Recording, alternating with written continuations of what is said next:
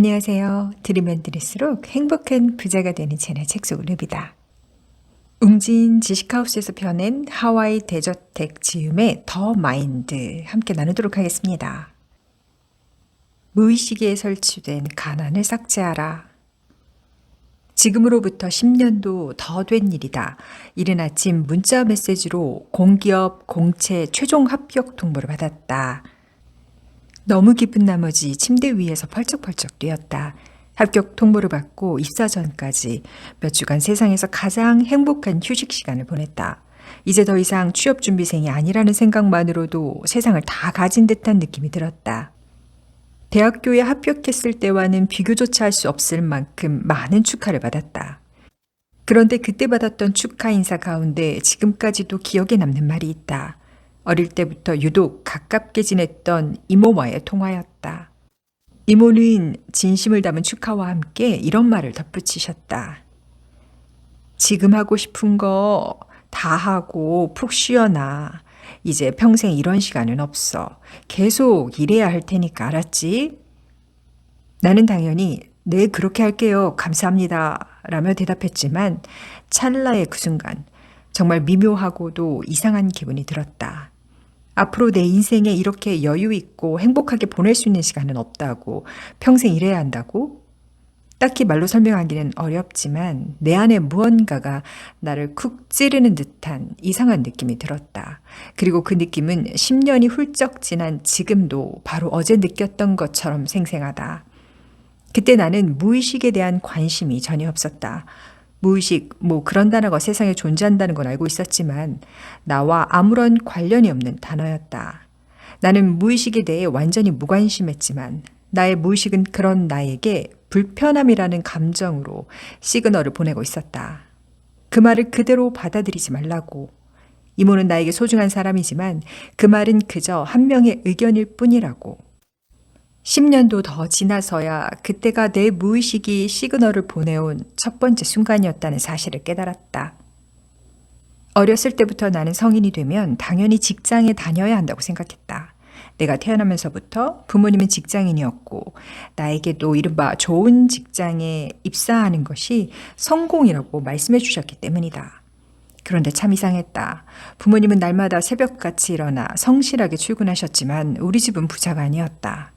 물론 어린 시절에 나는 조금도 이상함을 느끼지 못했다. 직장인과 부자는 아무런 관련이 없다고 생각했기 때문이다. 부자는 직업이 아닐 뿐더러 부자들은 원래 따로 있는 거니까.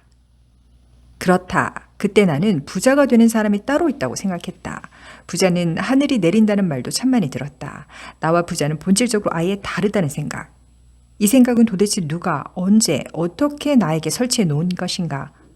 부자가 되기 위해서는 우선 당신의 무의식에 설치된 가난한 생각부터 깨끗하게 삭제되어야 한다. 부자가 되는 일에 관심 없는 80%의 사람들. 파레토의 법칙, 구글 빅데이터 분석에 이어 이번에는 설문조사 결과를 하나 살펴보자. 전국 성인 남녀 3,880명을 대상으로 진행한 설문조사 결과다. 사는 동안 언젠가는 부자가 될 수 있을 것이라고 생각하는가? 라는 질문에 매우 그렇다라고 자신있게 대답한 비율은 5.7% 정도였다. 100명 중 겨우 5명 정도만 스스로 부자가 될 수 있을 것 같다고 대답했다. 약간 그렇다라고 답변한 비율도 15.7%에 지나지 않았다. 약 80%의 사람들은 자신이 부자가 아닐 뿐더러 앞으로도 부자가 될 수 없다고 생각했다. 그런데 내가 지금까지 가족, 친척, 지인, 직장, 동료 등 수많은 사람을 만나며 체험한 바로는 80%그 이상이었다. 한마디로 부자가 되려는 생각 자체를 하지 않는 이가 대부분이었다. 사람들은 성공, 부자, 마인드셋, 무의식, 동기부여와 같은 단어에는 관심이 전혀 없었다. 그냥 관심이 없는 정도를 넘어 심지어 싫어하는 사람도 많았다. 나는 누군가가 현재 무엇에 관심을 두고 있는지 파악할 때 그 사람의 유튜브 피드를 확인한다. 빅데이터에 기반한 정교한 알고리즘이 그 사람의 현재 관심사를 있는 그대로 보여주기 때문이다. 놀랍게도 성공, 부자, 무의식, 마인드셋과 관련된 영상이 피드에 단 하나도 뜨지 않는 사람이 10명 중 8명 이상이라는 사실을 알 수 있었다. 믿을 수 없다면 당신도 주변 사람들의 피드를 확인해 보라. 사람들의 80%는 게임이나 웹툰, 그리고 SNS를 즐기고 있을 뿐이다. 물론 자본주의 시스템에서 돈의 중요성을 모르는 이들은 없으니 80%에 속하는 그들도 돈과 관련된 말은 자주 한다. 아, 돈이야 많으면 좋지 뭐. 아, 진짜 누가 딱 이런 것만 나한테 주면 좋겠다. 퇴사하고 싶다. 로또나 사야지. 그러나 이것은 부자가 되기 위한 생각이 아니다. 도대체 왜 사람들은 부자가 되어야겠다고 마음 먹거나 어떻게 하면 부자가 될 수 있을지 고민하지 않을까? 바로 무의식의 답이 있다. 그들의 무의식이 부자와 자기 자신을 아예 다른 종족으로 인식하고 있기 때문이다. 그들은 지금 하는 일이 더 잘 돼서 월급이 오르거나 성과급 정도는 받을 수 있기를 기대한다. 물론 그걸로 부자가 될 수 없다는 사실 역시 너무도 잘 알고 있다. 자신이 현재 처한 상황, 즉 직장, 직업, 능력, 수입과 지출, 주변 상황 등을 모두 따져봐도 이번 생에는 부자가 될 수 없다고 이미 결론을 내렸기 때문에 굳이 부자가 되는 방법을 생각하고 고민하지 않으려는 것이다. 그들의 생각 회로는 다음과 같이 흘러간다. 부자가 되면 당연히 엄청 좋긴 하겠지. 돈만 많으면 우리나라가 제일 살기 좋다는데. 근데 뭐 나랑은 상관없으니까. 그렇다. 부자가 될 생각을 전혀 하지 않는 사람이 부자가 될 확률은 당연히 없다. 리미트가 걸려 있으면 인생을 바꿀 수 없다. 무의식? 자기계발서에 맨날 나오는 뻔한 얘기네? 여기까지 읽고도 이런 생각을 한다면 이 책을 읽지 않는 편이 낫다. 어차피 그런 생각으로 책을 읽어봤자 별다른 도움도 되지 않을 뿐더러 엄청나게 높을 확률로 당신의 인생 또한 바뀌지 않을 테니까. 어떻게 하냐고? 과거에 내가 겪어봤기 때문이다. 예전에 나에게 마인드를 바꾸라는 메시지는 그저 잔소리에 불과했다. 그때 나는 진심으로 그렇게 생각했다. 그 당시에 내가 달고 다니던 말이 있다. 아니, 내가 무슨 부자도 아니고. 저 동네는 진짜 돈 많은 사람들이 사는 데니까. 부자는 두 종류야. 금수저거나 아니면 선천적으로 진짜 돈 버는데 타고난 사람이거나. 그때 나는 내 무의식에 리미트, 즉 한계가 설정되어 있다는 사실조차 깨닫지 못했다. 리미트가 걸려 있으면 말 그대로 일정 정도 이상으로는 올라갈 수 없으므로 인생이 바뀌는 수준의 변화도 당연히 이룰 수 없다. 중산층은 딱 중산층에 머물 만큼만, 가난한 이들은 딱 가난한 정도에 머무를 만큼만 스스로 생각하고 딱 그 정도 능력까지만 발휘하게 된다. 에어컨에 희망 온도를 맞춰놓으면 그 온도를 정확하게 맞춰가듯 내 무의식의 프로그램은 나를 딱 그 범위 안에서만 머무르게 만든다. 유리병 속 벼룩 실험에 대해 들어본 적 있는가? 벼룩은 일반적으로 자기 몸 크기의 100배가량 뛰어오를 수 있다. 그런데 벼룩을 유리병 속에 넣은 다음 투명한 유리 뚜껑으로 닫아 넣어보자. 뛰어오르던 벼룩이 유리 뚜껑에 부딪힌다. 몇 번 더 부딪히고 계속 부딪히며 고통을 느낀 벼룩은 어느 순간부터는 뚜껑이 닿지 않을 만큼만 뛰어오른다. 굉장히 흥미로운 점은 뚜껑을 치워도 벼룩은 여전히 그 높이만큼만 뛴다는 사실이다. 벼룩이 셀프로 스스로를 유리병에 가둔 셈이다. 이것이 바로 스스로 한계를 설정해버리는 셀프 한계 설정이다. 그 유리병 안에서 태어난 벼룩은 원래 자기 몸 크기의 100배를 뛸 수 있는 능력이 있다는 사실조차 모른 채 평생을 살아갈 것이다. 당신도 유리병 안에서 태어난 그 벼룩과 같이 셀프 한계를 지니고 있지는 않은가? 의식을 통해 무의식으로. 10여 년 전 취업 준비생이던 나는 하루에 무려 7곳의 회사로부터 서류 전형 탈락 통보를 받았다. 우리 회사에 너 같은 사람은 필요 없다라는 날카로운 메시지가 날아와 가슴에 꽂히는 듯했다. 아니, 이 세상에 회사가 저렇게 많은데 정말 아무도 날 원하지 않는다고? 나는 정말 무가치한 사람인가? 이런 생각들로 머릿속이 뒤엉켜 도무지 잠을 이룰 수 없었다. 새벽 2시 갑갑한 마음에 아무 운동복이나 입고 집을 나섰다. 그리고는 편의점에서 맥주 2캔을 사서 무작정 집 앞 천변 산책로로 향했다. 구석에 자리를 잡고 한껏 쪼그라든 마음으로 맥주를 마셨다. 복잡한 마음을 떨쳐내려고 했었지만 당신도 알 것이다. 힘든 마음을 떨쳐내려 애쓸수록 그 힘든 생각에 매몰되면서 더 힘들어진다는 것을 말이다.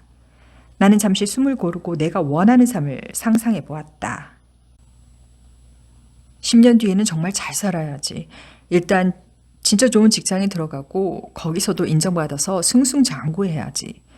그냥 그저 그런 직장인 중 한 명으로는 살지 말자. 이왕 회사 생활하는 거 회사에서 인정받고 에이스라는 소리도 한번 들어봐야 하지 않겠어? 회사에서 영향력 있는 사람이 될 거야.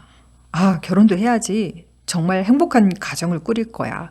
좋은 차도 타고 다니고 내 이름으로 된 집도 사야지. 이왕이면 아파트로 사야겠다. 세련되고 조용한 분위기에다 산책로가 잘 조성된 그런 아파트 말이야. 퇴근 후에 거기에 산책하면서 걷기만 해도 기분이 좋아지겠지? 무엇보다 내 마음에 여유로움이 가득할 거야. 30살이 되도록 가진 게 아무것도 없었던 과거의 내가 새벽 2시에 천변에 쭈그려 앉아서 머릿속으로 상상한 내용이다. 만약 당시 내가 상상한 내용을 누군가에게 자세히 들려주었다면 그건 상상이 아니라 공상 혹은 망상이라며 비웃음을 당했을지도 모른다. 그런데 나의 상상은 꽤 오랫도록 이어졌다. 틈만 나면 천변에서 했던 상상을 모두 이룬 내 모습을 계속 떠올렸다. 상상하면 할수록 떠올리는 게 점차 쉬워지고 몰입도 잘 되었다. 또한 상상이 거듭되면서 나의 상상 속 세계는 더욱 구체화되고 선명해졌다. 어느 날은 실제 그 세계에 들어갔다 나온 듯한 느낌마저 들었다. 그런 날은 좋은 기분과 충만한 에너지로 초라한 일상을 기꺼이 살아갈 수 있었다. 내가 이토록 상상을 했던 이유는 무엇일까? 그때는 할 수 있었던 게 그것뿐이었기 때문이다. 그땐 몰랐다. 내가 세상에서 가장 중요한 것을 하고 있다는 사실을 말이다. 내가 무언가를 알고 상상하기 시작한 것은 아니다. 확언, 시각화 같은 말이 이 세상에 있는 줄도 몰랐다. 그저 상상하고 때로는 중얼거렸을 뿐이다. 그로부터 10년이 지난 어느 날 귀에 이어폰을 꽂고 아파트 단지를 산책했다. 그날따라 유독 청량한 바람이 불었다. 그러다 문득 정말 예상치 못한 타이밍에 불현듯 깨달았다. 오늘 내 모습이 10년 전 과거에 내가 그토록 원했던 그 모습이라는 것을 말이다. 사랑하는 가족, 집, 산책로가 예쁜 아파트, 자동차, 좋은 직장, 최연소 부서장. 가진 것 하나 없었던 그때의 나에게는 말도 안 될 정도로 높았던 목표들을 모두 이루고 지금은 경제적 자유까지 이루었다. 돌이켜보면 내 삶은 항상 그렇게 상상한 대로 흘러갔다. 그때의 나는 본능적으로 알았던 것 같다. 비현실적으로 느껴진다고 할지라도 신경 쓰지 않고 그저 간절히 바라는 목표를 세운 다음 정말 구체적으로 원하는 삶을 상상하면 결국은 현실이 된다는 사실을 말이다. 놀랍게도 시간이 지나면서 하나둘씩 원하는 목표가 현실이 되는 일이 반복해서 일어났다. 놀라움을 넘어서 미쳤다라는 말밖에는 설명할 수 없는 일들이 실제로 일어나고 있었다. 나는 확신하게 되었다. 간절히 바라면 이루어진다는 사실을 눈치챈 것이다. 오해해서는 안 된다. 상상만 평생 한다고 저절로 이루어지는 일은 아무것도 없다.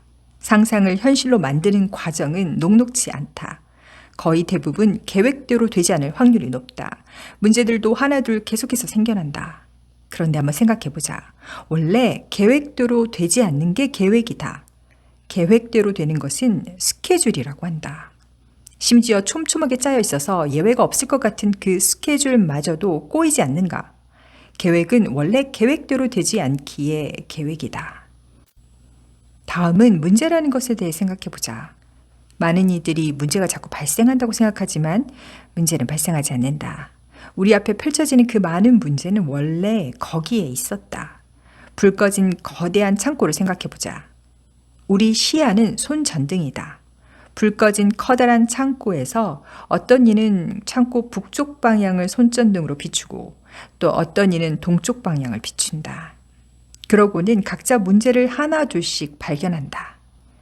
이들은 분명 조금 전까지 없었던 문제가 발생했다고 생각할지 모르겠지만 그 문제는 갑자기 생겨난 게 아니라 원래 동쪽과 북쪽에 존재하고 있었다. 거대한 창고 천장에 불이 들어오지 않는 이유도 여기에 있다. 만약 인간이 불 켜진 거대한 창고 전체의 모습을 볼 수 있게 된다면 사방에 흩어진 수많은 문제를 보는 것만으로도 좌절해서 아무것도 하지 못할 게 뻔하기 때문이다. 그렇다. 계획은 원래 계획대로 되지 않고 문제는 원래부터 실존하고 있었다. 그럼에도 불구하고 너무도 많은 이들이 계획대로 되지 않는 문제 때문에 그냥 포기한다. 계획이 너무 꼬여버렸다. 상황이 더 나빠지기 전에 그만해야겠어. 이건 내가 해결할 수 있는 문제가 아니야. 이런저런 이유를 들이대며 셀프 퇴장을 하려 한다. 바로 그 순간 새로운 소프트웨어가 설치된 당신의 무의식이 엄청난 위력을 발휘할 것이다. 무의식은 당신이 눈치채지 못하는 갖가지 방식을 통해 삶의 매 순간마다 당신을 도울 것이다. 그러므로 목표는 현실적이지 않을수록 좋다. 지금껏 당신은 스스로 원하는 삶을 얼마나 떠올려 보았는가? 아직 제대로 생각해 본 적이 없다고 할지라도 낙담할 필요는 없다. 나 역시 처음엔 아무런 생각이 없었다. 생각의 실마리가 생긴 뒤에야 이를 토대로 마음껏 상상하기 시작했다. 이런 식으로 시작하면 그러면 된다. 그런 뒤에는 원하는 삶을 수백, 수천 번 상상하라. 이 단계에 이르면 이렇게 깨닫게 된다. 아, 나는 지금 내 인생을 미리 보기 하고 있구나. 인생의 미리 보기, 즉 리허설이 반복될수록 처음에는 비현실적으로만 느껴지던 목표도 어느새 익숙해질 것이다. 무의식이 목표를 이룰 수밖에 없는 방향으로 당신을 움직이게 하기 때문이다. 생각만 해도 가슴 벅차고 너무 좋아서 펄쩍펄쩍 뛸 것만 같은 목표가 있는가? 그 목표는 충분히 비현실적인가? 목표는 현실적이지 않아야 한다. 현실적인 것은 목표를 달성할 용기가 없는 사람들이 자주 들이미는 가짜 목표다. 꼭 기억하라. 진짜 목표는 현실적이지 않을수록 좋다. 상상은 뇌를 어떻게 바꾸는가? 상상이 눈앞에 현실이 되어 펼쳐지도록 만드는 일은 사실 전혀 놀랍지 않다. 다른 이들에 비해 유독 상상하는 능력이 좋은 사람이 따로 있는 것도 아니다. 확실히 말해두겠다. 그런 건 없다. 존 아사라프는 그에 져서 부의 해답에서 상상하면 원하는 삶이 이루어지는 이유를 우리 뇌의 신경 가소성 때문이라고 설명한다. 존 아사라프뿐만 아니라 조 디스펜자를 비롯해 많은 뇌 과학자들 역시 신경 가소성의 중요성을 일관되게 강조한다. 아마 20년 전에 신경과학을 공부한 사람이라면 뇌는 태어날 때 부모로부터 물려받은 유전적 특질을 지니고 있으며 성인이 되는 20살 무렵 이후로는 나이가 들어가며 점차 기능이 쇠퇴해 간다라고 알고 있을 것이다. 그러나 신경과학 연구가 점차 발전하며 새롭게 밝혀진 매우 중요한 사실이 하나 있다. 바로 나이와 상관없이 우리의 뇌는 변한다는 것이다. 그러니까 당신이 20대든 70대든 상관없이 뇌의 능력을 얼마든지 변화시킬 수 있다는 말이다. 이를 뇌의 신경 가속성 현상이라고 부른다. 이 개념이 어떻게 상상을 현실로 만들어내는지 예를 들어보겠다. 아주 간단한 사례로 1992년 아이오와 대학에서 실시한 실험 결과를 들 수 있다. 참가자들에게 실제 운동은 전혀 하지 않고 손가락 근력 운동을 하는 상상만 반복하게 하는 결과 놀랍게도 실제로 손가락의 근력이 향상된 것이다. 더욱 구체적인 사례도 있다. 여기 하루 딱 5분 매일 원하는 삶을 시각화한 사람이 있다. 그는 날마다 조용한 곳에서 눈을 감고 목표를 이룬 자신의 모습을 굉장히 구체적으로 상상한다. 원하는 것을 이루었을 때 느껴지는 기분을 생생하게 하기 위해서다. 이때 자신이 목표를 이루는 과정에서 벌어질 일들까지도 최대한 구체적으로 상상한다. 그가 이렇게 수천 번 자신의 인생을 리허설 해보는 동안 그의 뇌에서는 무슨 일이 일어나고 있을까? 목표를 이루었다는 기쁜 감정을 느끼는 순간 뇌의 신경세포들의 연결망이 재배열된다. 그의 상상이 계속 반복될수록 새롭게 구축된 연결망들은 점점 더 강화되고 궁극적으로 뇌 속 신경회로 자체가 변하기 시작한다. 이것이 무엇을 의미하는지 알겠는가? 상상만으로도 그는 실제로 목표를 이룬 사람과 정확히 똑같은 이른바 뇌 구조를 갖추게 되었다는 것이다. 그리고 이는 그가 이미 성공을 해본 사람이 되었음을 의미한다. 이제 그의 무의식은 이미 해봐서 익숙한 그 목표로 그를 데려갈 것이다. 실제로 목표를 이루는 과정에서 수많은 어려움이 닥치더라도 신경 가소성의 엄청난 위력 덕분에 흔들리지 않을 가능성은 크다. 한 번도 가본 적이 없는 곳을 찾아가기는 낯설고 힘들지만 일단 한번 가봤던 곳을 가는 것은 크게 어렵지 않기 때문이다. 무의식은 어떻게 내가 원하는 것을 찾아내는가? 인간은 무엇을 통해 사물을 보는가? 보통은 눈이 그 역할을 한다고 생각한다. 그러나 사실은 눈과 같은 감각기관으로부터 자료를 넘겨받은 뇌가 처리하고 인식한 결과일 뿐이다. 즉, 눈이 보는 게 아니라 뇌가 본다고 해야 정확하다. 이때 인간은 전달받은 정보를 모두 인식하지는 못한다.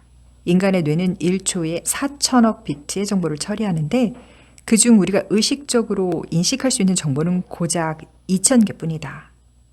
존 아사라프에 따르면 우리 뇌는 뉴욕타임즈 600만 권이 넘는 분량을 저장할 수 있다는데 그렇다면 이 방대한 정보들은 다 어디로 간단 말인가? 거의 대부분은 우리 의식의 저편, 뒤쪽, 무의식의 창고에 쌓인다. 그러니까 우리는 수많은 정보 중 아주 일부만 의식의 세계에서 의식적으로 인식할 뿐이고 나머지는 전부 필터링 되어서 무의식의 창고로 들어가 버린다. 여기서 궁금증이 생긴다. 도대체 뇌는 어떤 기준으로 당장 우리 눈앞에 가져다 놓는 정보와 눈에 보이지 않게 무의식의 창고로 곧장 가져가 버리는 정보를 나누는가에 대한 의문이 생긴다. 이에 대한 해답은 망상 활성화 체계에 있다. 망상 활성화 체계는 외부 세계에서 들어오는 모든 입력 내용을 걸러내는 엄청나게 촘촘한 뇌의 그물망과도 같은 여과 장치, 즉 필터라고 생각하면 된다. 이 필터는 우리 마음의 관문을 지키고 서서 마치 공항 검색대에서 하듯이 우리의 뇌로 들어오는 모든 정보를 분류하고 검색하는 역할을 한다. 단 하나의 정보만을 걸러서 당신이 알아챌 수 있도록 뇌에게 알려주는 것이 바로 망상 활성화 체계다. 우리가 집중하거나 집중하지 않을 때, 생각하거나 생각하지 않을 때, 심지어 잠을 자고 있을 때조차도 망상 활성화 체계는 쉬지 않고 작동한다. 이제 목표를 현실화하고 싶은 당신이 해야 할 일은 너무나 분명하다. 망상 활성화 체계를 당신의 목표에 맞게 세팅해서 인생을 바꿔버릴 수도 있는 보석 같은 기회가 당신을 스쳐 지나간 일이 없도록 해야 한다. 이러한 사실을 깨닫지 못한 채 그저 사는 대로 생각하며 살아간다면 어떻게 될까? 인생을 바꿀 만한 엄청난 기회가 찾아온다 해도 무의식의 필터는 그 모든 기회를 그냥 통과시켜 버릴 것이다. 그렇기 때문에 당신은 그런 기회가 존재했다는 사실조차 알지 못한다. 예를 들어 당신 스스로 1년에 4천만 원의 수입을 당연하다고 여기며 살아간다고 생각해보자. 설령 8천만 원을 벌 기회가 있다고 해도 망상 활성 체계라는 무의식의 필터는 이 정보를 그냥 통과시킨다. 그렇게 8천만 원을 벌어들일 가능성도 사라졌다. 만약 당신 인생의 키워드가 온통 중산층과 관련된 것들 뿐이라면 부자가 될 수 있는 아이디어는 절대로 떠오르지 않는다. 지금 당신은 무의식의 필터에 무엇이 검색되도록 세팅해 놓았는가? 인생을 바꾸고 싶지만 도저히 그 어떤 출구도 보이지 않는다면 이제 무의식의 필터를 점검해야 할 때다. 그리고 그게 바로 사는 대로 생각하는 것이 아닌 생각하는 대로 사는 삶이다. 불을 끌어당기는 확실하고 구체적인 방법. 성공 자동화 과정 1. 매일 100번씩 소리내어 말하라. 지금부터는 어떻게 무의식에 새로운 소프트웨어를 설치할 수 있는지 그 구체적인 실행 방법을 낱낱이 인수분해해 보겠다. 특히 4가지 방법이 있는데 그중 3가지를 먼저 소개한다. 첫 번째 방법은 자신이 원하는 삶을 한 문장으로 만들어 소리내어 말하기다. 구체적인 행동 지침을 알아보기 전에 먼저 이것을 도대체 왜 하는지 그리고 왜 중요한지를 살펴보자. 무슨 일을 하든지 이유부터 알아야 한다. 왜 하는지도 모르고 그냥 하는 것만큼 허무한 일은 없다. 에너지는 에너지대로 소비하는데 하는 이유를 모르니 동기부여가 되지 않고 동기부여가 되지 않으니 점차 지쳐서 결국 포기하게 되기 때문이다. 당연히 효과도 없다. 왜 자신이 원하는 삶을 한 문장으로 만들어서 소리내서 말해야 할까? 많은 이들이 성공이라는 단어를 잊은 채 산다. 위대한 일을 위대하게 성공시킬 수 있는 기회는 인생에서 손에 꼽을 만큼 드물게 찾아오기 때문이다. 그런데 한 번의 성공은 또 다른 성공을 부른다. 성공도 해본 사람이 더 잘하는 이유다. 한찮게 느껴지는 일을 위대하게 하라. 물론 원하는 삶을 100번씩 말하는 일은 절대로 하찮지 않다. 이를 매일 해낸다면 그야말로 위대한 성공을 한 것이라고 강조하고 싶다. 이렇게 매일 최소 하나 이상의 성공을 이루면 당신의 무의식에는 나는 성공을 계속 해내는 사람이구나 하는 생각이 점차 각인된다. 이는 일종의 바람직한 쇠뇌이며 무의식의 새로운 소프트웨어를 구성하는 코딩 한 줄을 추가하는 작업이다. 결정적으로 이 행위를 통해 당신은 자연스레 좋은 습관을 형성할 수 있다. 습관이란 무엇인가? 별다른 에너지를 쓰지 않고도 자동적으로 되풀이함을 뜻한다. 이것이 가능한 이유는 무의식의 어떤 행위가 각인되어 자동화되었기 때문이다. 당신은 이런 식으로 성공을 자동화할 수 있다. 또한 당연하게도 당신이 100번씩 말하는 문장의 내용 역시 새로운 소프트웨어를 만드는 한 줄의 코딩으로 추가된다. 이것이 고의적으로 애쓰거나 힘들이지 않고 습관적으로 성공하는 사람이 되는 가장 기본적인 방법이다. 성공 자동화 과정 2. 100번씩 100일간 손으로 써라. 두 번째 방법은 목표를 손으로 적는 것이다. 이 방법 역시 무의식의 목표를 각인하기 위해서 한다. 그런데 손으로 쓰는 이 행위는 키보드로 타이핑하거나 입으로 말할 때보다 뇌에 훨씬 깊게 각인된다. 시험 공부를 할 때 그냥 눈으로 책을 읽을 때보다 손으로 적으면서 했을 때 결과가 더 좋았던 경험을 해보았을 것이다. 목표를 손으로 쓰는 행위도 같은 원리다. 무의식을 시멘트로 굳힌 단단한 벽이라고 한다면 앞서 소개한 소리내어 말하는 행위는 나무젓가락으로 벽에 글씨를 쓰는 것과 비슷하고 손으로 쓰는 행위는 쇠젓가락으로 쓰는 것에 가깝다. 이는 과학적으로도 수차례 입증된 결과다. 2014년 미국 프린스턴 대학교와 UCLA의 공동 연구 결과 타이핑으로 필기한 그룹보다 손으로 필기한 그룹의 기억력이 월등히 우수하다는 사실이 밝혀졌다. 타이핑으로 필기한 그룹은 24시간 후에 대부분의 내용을 잊어버린 반면 손으로 필기한 그룹은 일주일이 지난 뒤에도 상당 부분을 명확히 기억하고 있었다. 이미 성공을 이룬 많은 사람들이 공통적으로 강조하는 것이 목표를 100번씩 100일간 쓰라는 것이다. 돈의 속성의 저자 김승호 회장도 이 방식으로 일생을 통틀어 간절히 원하던 8가지 목표를 이뤘다고 한다. 직접 해보면 자연스럽게 알게 되겠지만 매일같이 손으로 목표를 100번씩 쓰는 일은 생각보다 쉽지 않다. 같은 문장을 100번씩 쓰는 데만 30에서 40분가량 걸리는 데다가 단 하루도 거르지 말아야 하므로 정말 강한 의지가 필요하다. 무엇보다 100번씩 100일간 연속으로 쓰기 위해서는 그걸 해낼 수밖에 없도록 스스로 상황을 통제해야 한다. 나는 100일간 그 어떤 약속도 잡지 않았다. 열이 39도까지 치솟았던 날에도 기어이 다 쓰고 나서 병원에 갔다. 새벽까지 야근을 하는 날에는 일부러 도중 불 꺼진 회의실에 들어가서 100번을 다 쓰고 난 후 다시 일했다. 정말 너무나 피곤해서 손가락 하나 까딱할 수 없을 것 같은 날에도 거르지 않고 썼다. 그렇게 나는 100일간의 약속을 절대 어기지 않았다. 100번째 날을 맞이한 날 1만 번째 문장을 쓰던 그때의 감정은 아마 평생 잊지 못할 것이다. 말로 표현할 수 없는 뿌듯함과 감동이 밀려왔다. 100일간 100번의 성공을 했다는 성공 경험치 또한 쌓이게 되었다. 무엇보다도 목표를 쓰는 동안 나의 무의식이 새롭게 설치되고 있음이 느껴졌다. 생각, 생활 패턴, 사고방식이 점차 변해갔기 때문이다. 당신도 나와 같은 경험을 해보길 바란다. 보통 100번씩 100일간 쓰는 목표는 인생의 최종 목표 혹은 중장기 목표이기 때문에 100일째 되는 날 곧바로 이루어지기는 쉽지 않다.